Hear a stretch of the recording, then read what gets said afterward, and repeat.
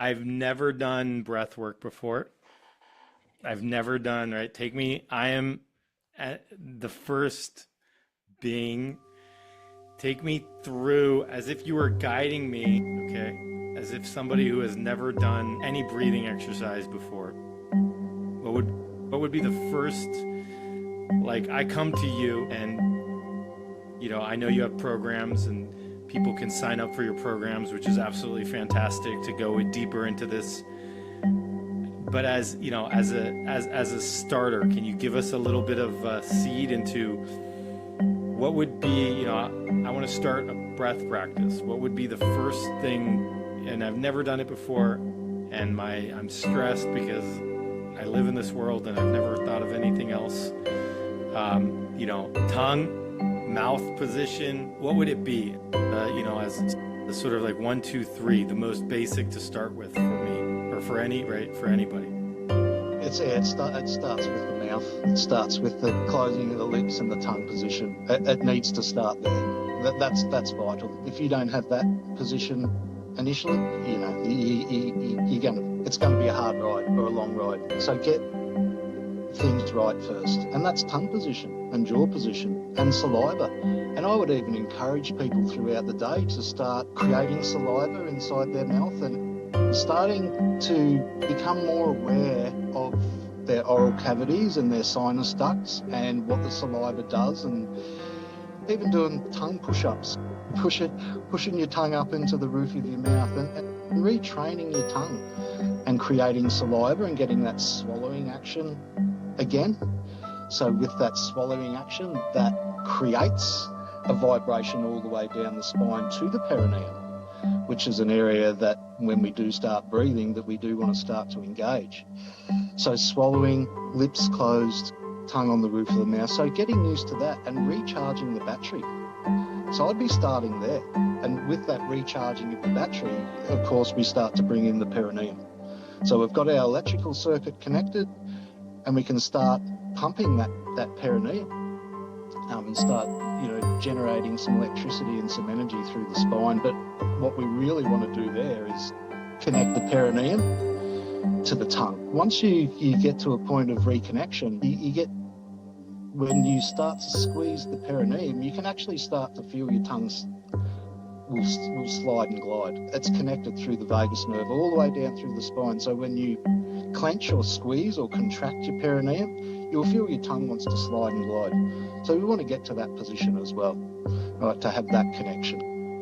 That's vital. So we've got that position. Then the other thing is, I spoke about it briefly, is posture. Is we probably want to do this laying down, but so we're nice and level, relaxed, body's relaxed, no compression in the spine, right, no kinks in the body. So, we're an upside down tree. We want to allow things to unravel, right? So all our nerves are spread out. They're all lengthened up. There's no kinks. There's no bends, right? Everything can flow nice and easily. So that's where I start. I start there, right? And then I start with the first part of the technique, right? Which is, and you've spoken about it here quite often, which is that, and I've spoken about it now, is that squeezing of the perineum or the sacral pump. So that's where I start. Start there, and people need to practice that. Not only is it practicing, the first part of the Fibonacci technique, but it's also recharging the battery. We need to recharge that electrical circuit and start to bring our energy levels back up. We've been that depleted with stress over the years. We probably don't realise how stressed our system is. So we need to recharge ourselves, and we can do that all day, every day. Like when as I said, when we're not talking, when we're not eating, laughing, doing intense exercise, we can have that position. We can start to reconnect and recharge our system. So I like to start there and move forward from there. So yeah, posture, perineum, and start there. That's reconnect, and that's also incorporate some rhythmic breathing in with that. Now the body is not silly, so once you start to get in position, you start to squeeze and have your body in alignment, it will do what happens naturally. It just needs a little bit of guidance, and you follow. So we try and get people to get in touch with their body. So that's where we start. And then there's another two segments to the technique after that, where we start to bring in the solar plexus and diaphragm, and up into the heart and into the throat. So yeah, and of course there's some tongue locks and different things, and how long you squeeze, and creating a little bit of intra-abdominal pressure and cranial pressure, but it's a happening and it's a squeezing, and you know, it's not, it becomes effortless effort. Yeah. And all this is covered in your master class in your Fibonacci breathing. It is just it's just a sharing of my experiences and practices. No master class, of course. If we want to master anything, we need to practice, and that's why it's a breath practice, not breath work. We practice. There's enough room there for a little bit of exploration for people that are curious, you know, with their tongue and saliva and mouth. And you know, I've connected all this in with ancient traditions as well. Mauro with, you know, Qigong and Taoism, and you know, there's some Ruach and Numa and all the ancient breathing techniques, Kundalini of course, and you know, it has connections to all of them, but the key is the practice. So it's a step-by-step practice, videos, written content, audio that you practice and follow. I couldn't have spoon-fed it any easier, I don't think, to be honest. What a gift. What a gift to the world. If you're breathing through your mouth, you're disassociated. Your internal electrical circuit is disconnected. Now, of course, it has a purpose when we're doing intense exercise and when it's, you know, balancing up the gases, and we need to do that. That's the body's perfect design now, but we don't want to be putting it in that state through intentional breathing. That's a little bit of limited thinking, I would suggest, and that's putting it kindly. The nose is designed to breathe, and there's for many reasons, you know, like just health reasons, you know, like the sinus ducts and the cilia hairs and what they're designed for. And, you know, if we want to stay healthy, we need to breathe through our nose. Yeah. Otherwise, we're putting stress on our respiratory system. We're breathing toxins and airborne particles and garbage straight into our respiratory tract. Limited thinking. And so there's this sense that I'm getting of get your body in the correct posture, connect the circuits using your mouth, tongue, saliva, starting to activate that internal battery, recharging the battery, getting into a posture that supports that, activating the peroneal floor, and almost allowing the body to start breathing itself in its own intuitive way as you are in that posture. And then more advanced breathing techniques or like you said, locks or holds or anything like that, or anything like that comes later, if at all. But really getting into that posture, starting to recharge the battery, using that saliva as a conduit of electrical energy and recharge, activating the perineal floor, and just allowing the body to breathe. Yeah, I'd be starting there. Beautiful. Yeah. This.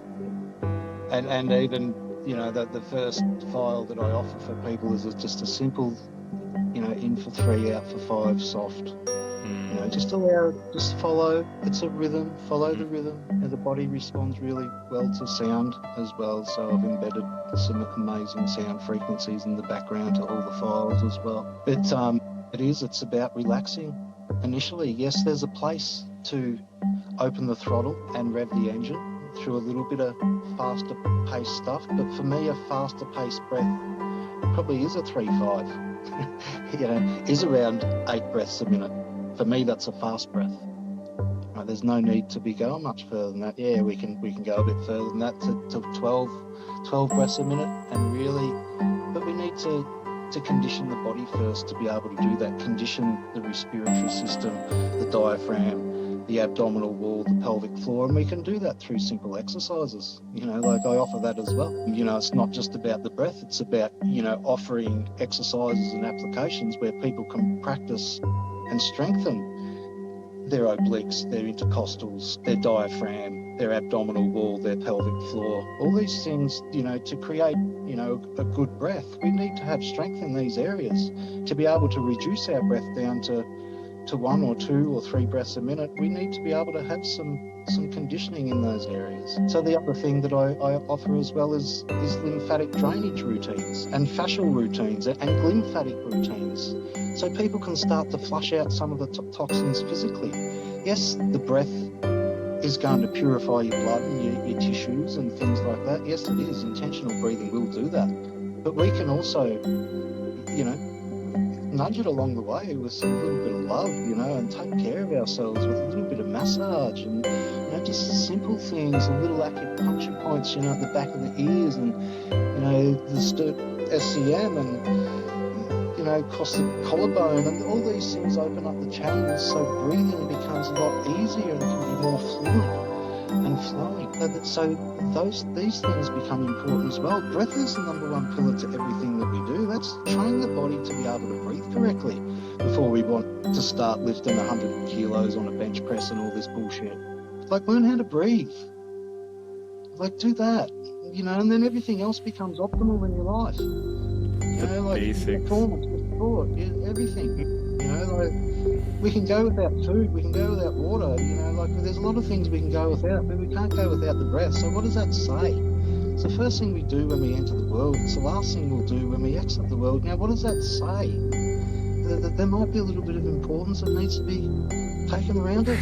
I would suggest that probably it would be. And what it does when, I spoke to you the other day, I activated this corpus callosum, and the sensations that I get throughout the brain and throughout, it's whole body organic orgasmic bliss, for 4 or 5 hours a day, just from breathing correctly. There was no effort required. Yes, I had to go through the doing to get beyond to the non-doing, but it wasn't hard. I had to breathe anyway to stay alive. And I had a bit of spare time. Well, let's just focus on this a little bit more. Totally. I love it. Please, I love it. Learning how to breathe. We want to make some decisions, some better decisions, just slow down and take a breath. If you're under the pump, just slow down, take a breath. Don't react, respond, relax, present. Presence is the key. It's the key. Body presence, body awareness, mouth awareness, tongue awareness, Might sound crazy, but we just need to reconnect our genitals to our mouth and tongue and saliva, and we're away. Seems like the foundation here, breathing. If people want to find you, what's the best way to find you? Just through FIBONA-QI Okay. Yeah. There you go. Fibonacci with the QI, right? Yeah. FIBONAQIbreathing.com. Look them up. Invaluable information here.